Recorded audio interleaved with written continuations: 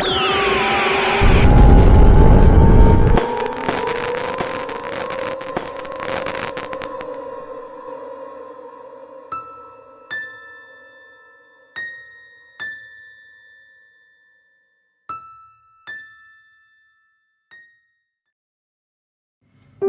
kedalaman hutan tropis yang lebat, di antara pepohonan yang menjulang tinggi dan semak-semak hijau yang rindang, hiduplah seekor kelinci berwarna abu-abu gelap bernama Bubu. Bubu terkenal cerdas di seluruh hutan.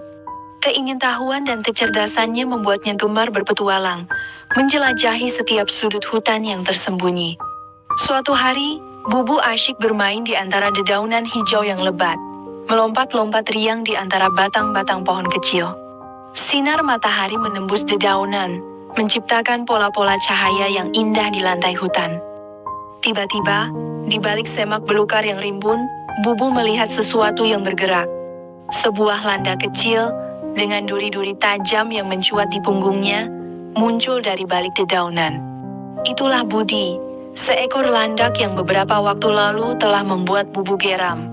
Bubu ingat cerita temannya, Nurul, seekor kupu kuning cerah yang sayapnya terluka karena landak itu. Tanpa basa-basi, Bubu menghampiri Budi. "Kau, landak jahat! Kau yang melukai Nurul, kan?" Bubu menghujani Budi dengan kata-kata keras, tak memberi kesempatan landak kecil itu untuk menjelaskan. Budi mencoba berbicara, mencoba menjelaskan apa yang sebenarnya terjadi. Namun Bubu terus memotong ucapannya. Amarahnya membutakan penilaiannya. Aku tidak sengaja," cicit Budi. Suaranya hampir tak terdengar di antara omelan Bubu. "Aku ingin berteman dengan Nurul."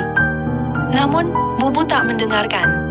Ia terus memarahi Budi, menganggapnya sebagai makhluk yang kejam dan tak berperasaan.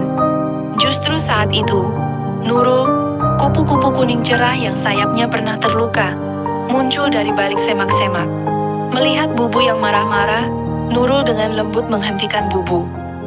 "Bubu, tunggu dulu," kata Nurul. Suaranya tenang namun tegas. "Biarkan Budi menjelaskan." Budi, yang selama ini hanya bisa tertunduk lesu, akhirnya mendapatkan kesempatan untuk berbicara. Ia menceritakan kejadian yang sebenarnya.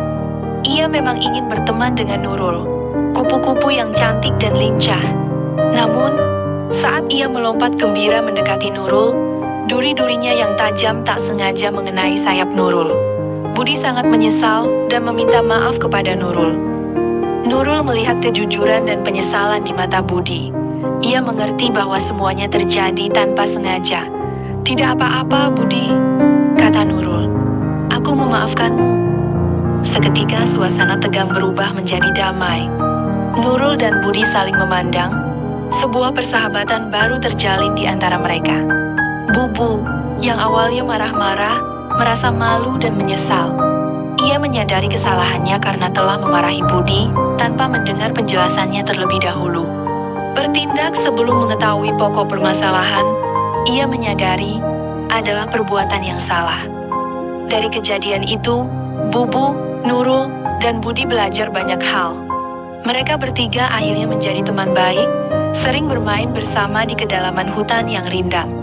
Bubu pun belajar untuk lebih bijaksana dan sabar, selalu mendengarkan kedua belah pihak sebelum mengambil kesimpulan. Di hutan itu, persahabatan mereka menjadi cerita yang indah, sebuah bukti bahwa pemahaman dan maaf mampu mengatasi kesalahpahaman.